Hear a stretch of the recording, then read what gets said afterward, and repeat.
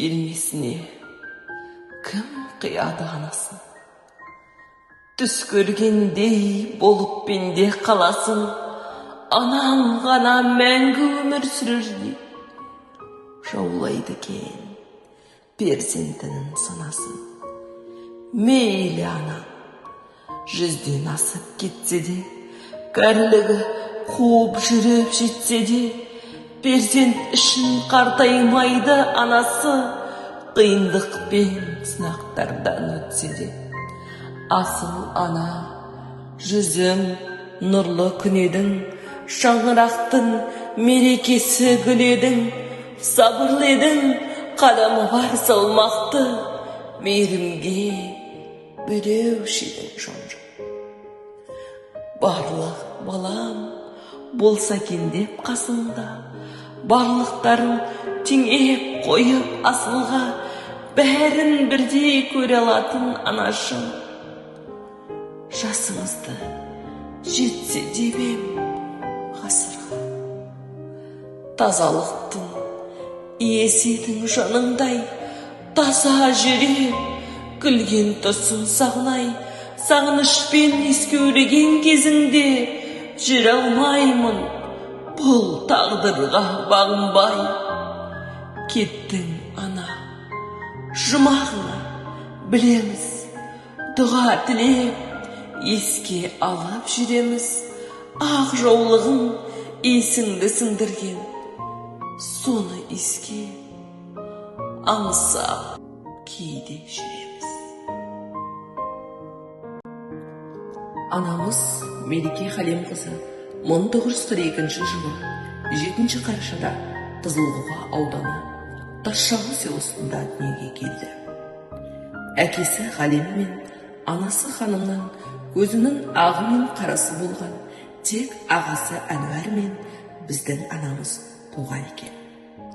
Әкесі соғысқа кеткенде анамыз әжеміздің құрсағында қалған екен. Сол кеткеннен әкесі соғыстан оралмаған.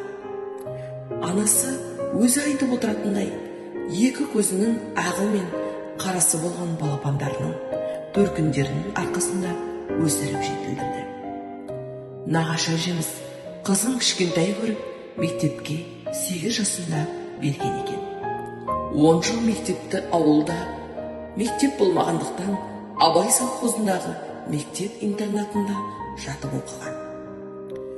10 жылдық мектепті аяқтаған соң Дастұрда тұрған ғалым деген нағашысының қолына келіп, ОРС үңгіду мекемесіне жұмысқа тұрады. Сол мекемеде тапжылмастай зейнетке дейін дүкенші болып қызмет етеді. Көп ұзамай 1963 жылы Дастұрдың азаматы Оралбаев Сәтіберген әкемізбен отау құрады. Ысық майдан әулетінің Мәтжан атамыз бен Бегзия әжеміздің үлкен келіні атанады. Әкеміз Сәтіберген Матжанұлы 6 ағайынды. Үлкен апалары Тәжі, Қилаш, жалғыз інісі Жауғашар дүниеден өткен. Анасы келіні Зәуреш пен қайнысіңлері Зәру мен Қалжан апаларымызбен көптеген қызықтарды бірге көрді. Әкеміз бен анамыздан 3 ұл, 3 қыз тарады. 1964 жылы тұңғыш қызы Алтын дүниеге келеді. 1966 жылы Баян, 1967 жылы Саламат, 1969 жылы Қайрат, 1972 жылы Рая және 1974 жылы кенже ұлы Талғат дүниеге келеді. Қанаттыға қақтырмай, тұмсықтыға шоқтырмай өсірген 6 балалары бүгінгі күні 6 үйдің түтінін түтетуде. Алтын мен Серік, Баян мен Мұрат қазіргі таңда Алматы қаласында, ал Рая мен Әлімжан Ақтөбе қаласында тұрады.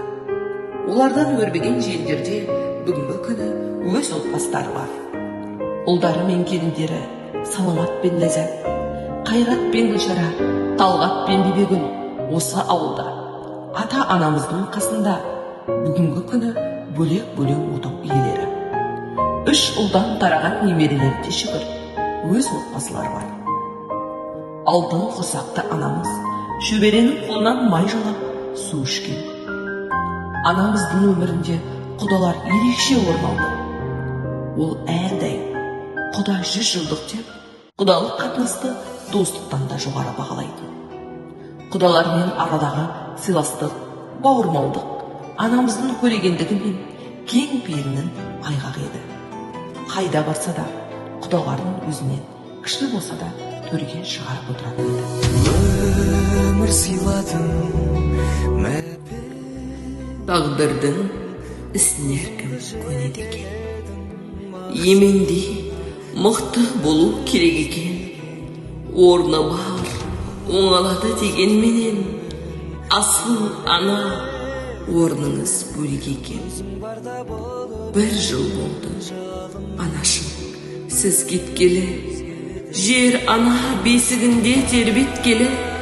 Ағайын достар келі жұбатқанмен, көңілден мұң, жүректен шыр кетпеді. Аяулана, мереке қалембісіз, арамызда жоқ дегенге сенгіміз келмейді. Бүгінде оның жер қойнауына аттанғанына 1 жыл толды. Асыл анамыздың бейнесін санамызда ғана оятамыз. Асыл тұлға, қарапайымдылығы мен қайырымдылығын сағынамыз, аңсаймыз. Жатқан жеріміз жарық, топырағымыз торқа болсын. Қош бол, аяулана. Үнім шықпас, көп ішінде үнім шықпас, ат үстінде жаяумын. Анашым-ай, көктегі күндей, көктемгі күндей, нұрын сепкен жаным, жанашыр-ай, сағындым сені, бағымның